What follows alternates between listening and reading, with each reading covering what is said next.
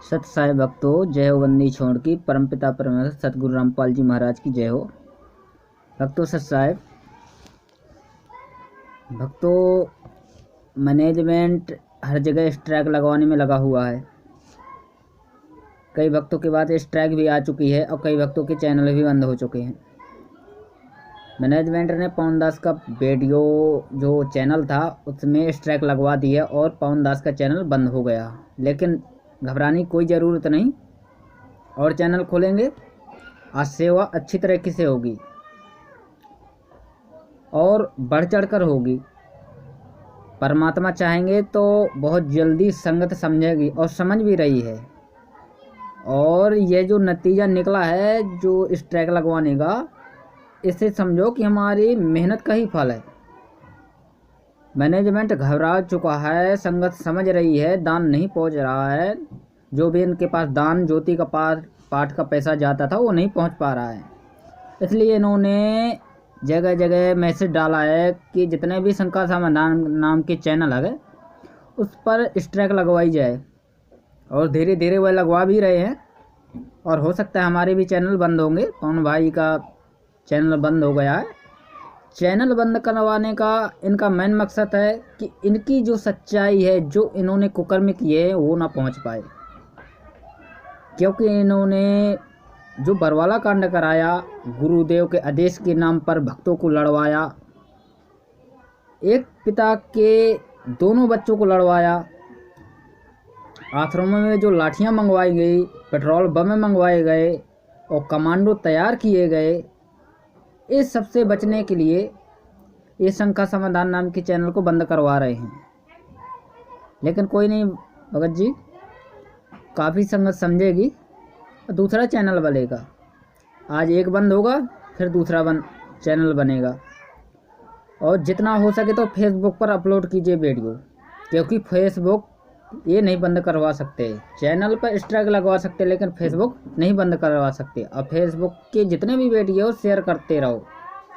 और फेसबुक से फ़ायदा क्या होगा हमें कि उसमें डायरेक्ट वीडियो देखी जाएंगी। डायरेक्ट वीडियो देखने से इतनी मुसीबत मोल नहीं लेनी पड़ेगी उन्हें कि जाएंगे यूट्यूब में, जाएंगे फिर उसे देखेंगे। कई भगत सोचते हैं कि पहले यूट्यूब में क्यों लिंक खोलें, कहाँ जाएं, क्यों देखें। लेकिन जो फेसबुक पे वीडियो डाला होता है वह डायरेक्ट चलने लगता है और देखने लगते हैं। तो इसलिए फेसबुक पर अपलोड कीजिए वीडियो।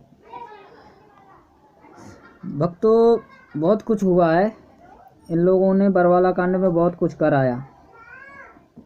इनके जो छोटा भाई है, गुरुदेव का छोटा भाई है महेंद्र दास जी, ये वांटेड है, ये तो सबको पता है, भगौड़ा घोषित है। अपने गुरुदेव अपने भाई को छोड़कर 18 नवंबर को अपने पुलिस की साठगांठ से बाहर निकल गया। आपको तो पता ही होगा कि ये DGI की नौकरी करता था, ड्राइवर था, जिससे इसकी अच्छी खासी पहचान थी और उसी के चलते यह बाहर निकल गया और आज तक भगौड़ा घोषित है।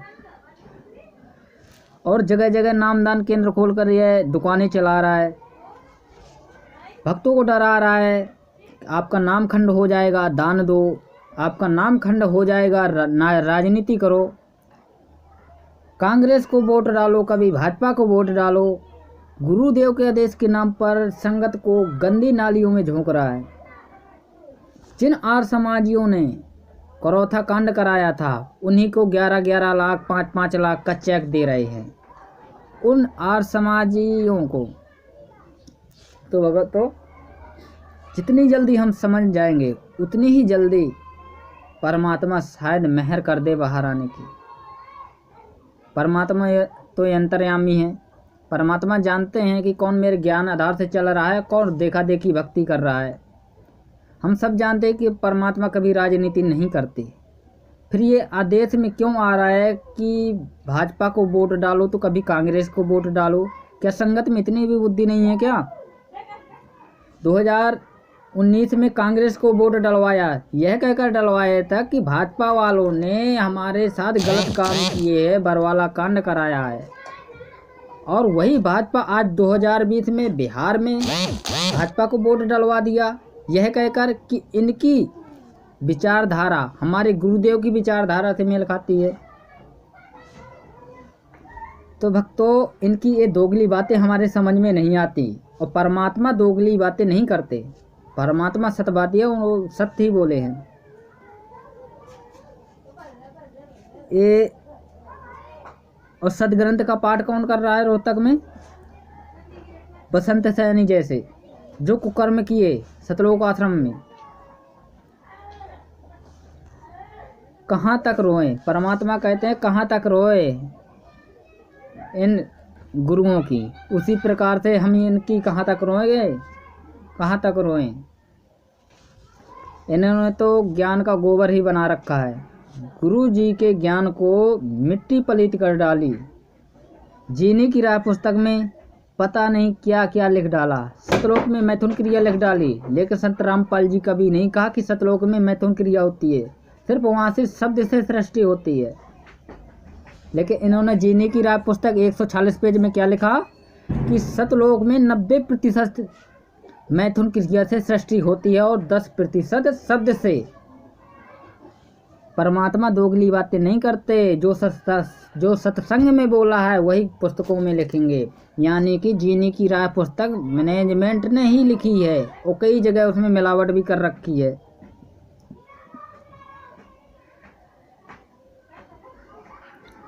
इनके परिवार वाले ही गुरुदेव को फंसाने में अहम भूमिका निभा रहे हैं और मूक दर्शक बनकर संगत को लूटने में लगी है। गुरुदेव के बयान है। गुरुदेव जब पुलिस वालों ने क्या पूछा था तो गुरुदेव ने बयान दिया था कि सतलोक आश्रम के संचालक रामपाल ने पुलिस रिमांड के तीसरे दिन रविवार को भी ढेर सारी जानकारियां दी।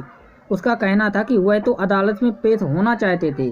मतलब परमात्मा कह रहे थे जब बयान दिया कि वह तो पेश होना चाहते थे, लेकिन सेवा समिति के पदाधिकारी उनके खिलाफ थे। मतलब वो नहीं भेजना चाहते थे, उन्होंने रोक कर रखा था गुरुदेव को। पुलिस के पूछताछ में रामपाल जी ने कहा कि जब तक आश्रम की कमान गुरुदेव यानी हमारे हाथ में थी तब तक वहाँ कोई गड़बड़ नहीं होती थी, पर सेवा समिति के पदाधिकारियों का कब्जा होते हुए उसे भी बंधक बना लिया गया। और आश्रम में इतने हथियार कहाँ से आए, इस सवाल पर गुरुदेव टकटकी लगाए देखते रहे। यानी कि वो जो सेवादार थे वहाँ पर गलत काम करते थे और गलत काम किए उन्होंने।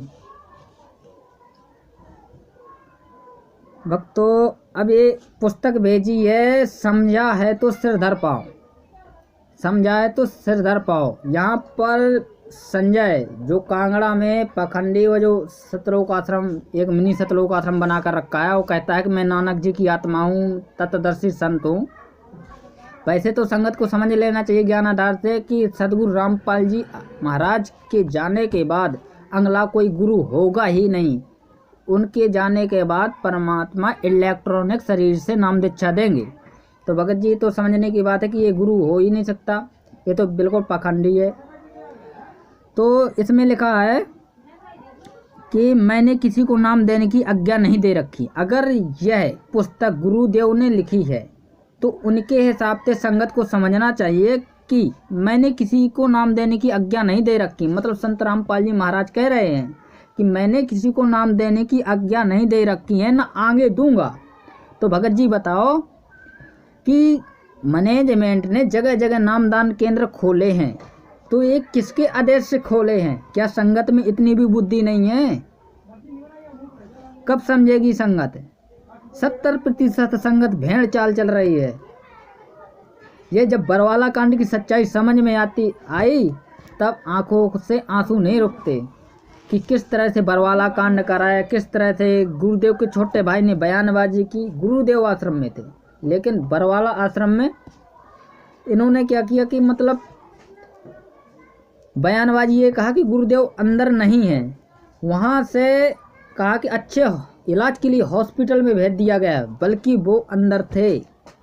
पुलिस इतनी बेवकूफ़ नहीं है कि इनके बहसबाजी में आ जाएगी। उन्हें और शक हुआ और कड़ी टाइट सुरक्षा कर दी। तो भगत जी ये समझा है सिर धर पाओ। ये गुरुदेव की लिखी हुई नहीं है, मैनेजमेंट ने अपने तरफ से कंप्यूटर के द्वारा छाप दी गई है संगत को भ्रमित करने के लिए कि पवन की वीडियो ना देखे जाएं, क्योंकि पवन की वीडियो देखेंगे तो सच्चाई सबके सामने समझ में आ जाएगी, और सच्चाई सबके सामने आएगी तो फिर क्या होगा, संगत ने दान और ज्योति का पाठ और पैसा नहीं देगी, पाठ और ज्योति का पैसा नहीं देगी तो उनके काम धंधे चलेंगे नहीं, काम धंधे नहीं चलेंगे तो जाहिर सी बात है जो हफ्ता पुलिस वालों के पास पहुंचता है, जो वकीलों के पास पहुंचता है वह नहीं पहुंच पाएगा, और वह नहीं पहुंचेगा तो इनके गिरेबान पे हाथ डालकर इन्हें अंदर कर देगी। तो भगत जी यह बात हमें समझना पड़ेगा।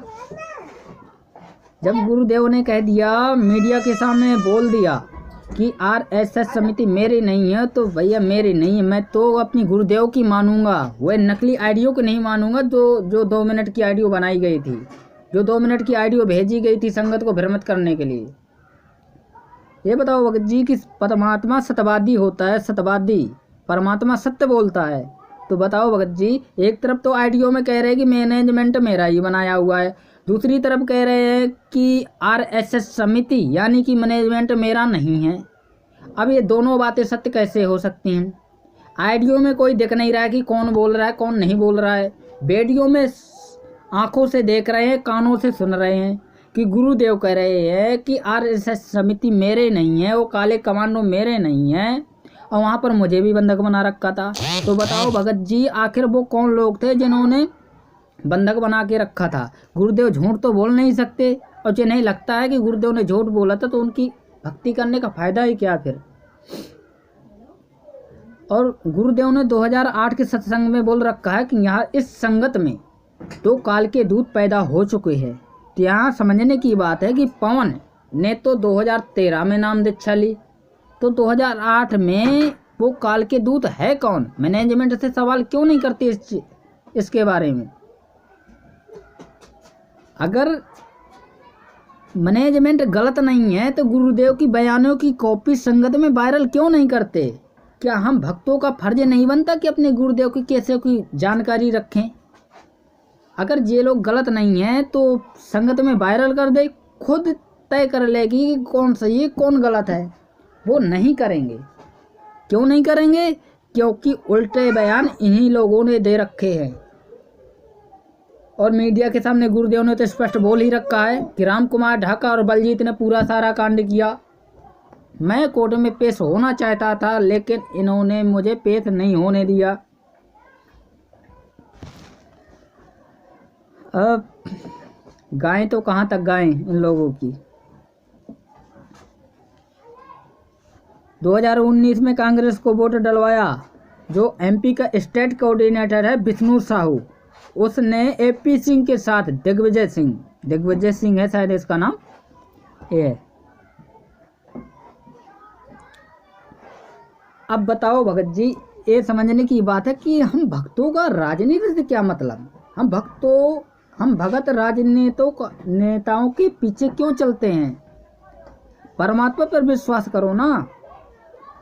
अब हम उन्हीं की मानकर चलते हैं कि स्टेट कोऑर्डिनेटर जो कहेगा वही करेंगे, और स्टेट कोऑर्डिनेटर ऐसी भद्दी गालियां देता है, लठ उठाकर मारता है। सवाल करे तो सवाल का जवाब ज्ञान से नहीं देंगे, लट्ठों से देंगे, गाली से देंगे, और किसी से नहीं देंगे, क्योंकि इन्हें गाली के अलावा कुछ आता ही नहीं, ज्ञान आधार से कोई बात करते ही नहीं। तो कहाँ करेंगे भगत जी? सब चौपट कर रखा है। पवन ने एक पोस्टर बना के डाला था कि अगर मैं गलत हूँ तुम सही हो तो 5 घंटे की डिबेट कर लो किसी भी चैनल पर आकर। अगर मुझे गलत साबित कर दिया तो सही, अगर तुम गलत साबित हो गए तो संगत समझ जाएगी कौन सही कौन गलत है। डिबेट करने से पता चलेगा संगत को कि कौन सही है कौन गलत है, कौन संगत को गुमराह कर रहा है, सतलोक आश्रम वाले या फिर पवन ने कई बार इन्हें चैलेंज किया, जिस प्रकार से आना चाहे तो उस प्रकार से आ जाओ। अगर जहर की बोतल रखो और जहर की बोतल एक ढक्कन तो पीना और पूरी बोतल मैं पी जाऊंगा। अगर इस प्रकार से अगर संगत समझ रही है तो वो भी करने के लिए तैयार हूँ। लेकिन किसी भी प्रकार से मैनेजमेंट नहीं तैयार है। बस वो तो तैयार है कुकर्म करने से, वीडियो डिलीट करवाने से, स्ट्राइक लगवाने से। किसी भी प्रकार से संगत समझ ना जाए कि हम गलत हैं, हम संगत को लूट रहे हैं, हम खा रहे हैं इनको, हम इन्हें गंदी नालियों में झोंक रहे हैं, हम इनकी मर्यादाएं खंडित करवा रहे हैं और जगह जगह नामदान केंद्र खोलकर भक्तों को गुमराह कर रहे हैं।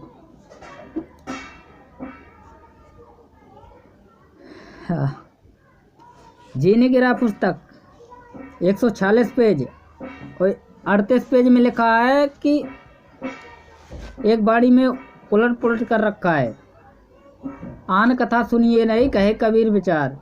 तो वहां पर काम सेक्स की बात कर रहे हैं। भक्तों, इतनी सच्चाई बताने के बाद फिर भी आप कुंभकर्ण की नींद सोए हुए हो, नींद की गोली खाए सोए हुए हो, तो भक्तों अब जाग जाओ। बहुत समय निकल चुका, प्रार्थना है इस दास की, बहुत समय निकल चुका। ज्ञान को आधार बनाओ। परमात्मा ने जो सत्संग में कहा उसी के आधार पर चलो। परमात्मा ने सत्संग में कहा कि बेटा राजनीति नहीं करनी, इस गंदी नाली में नहीं जाना, तो भक्तों उधर ना जाओ।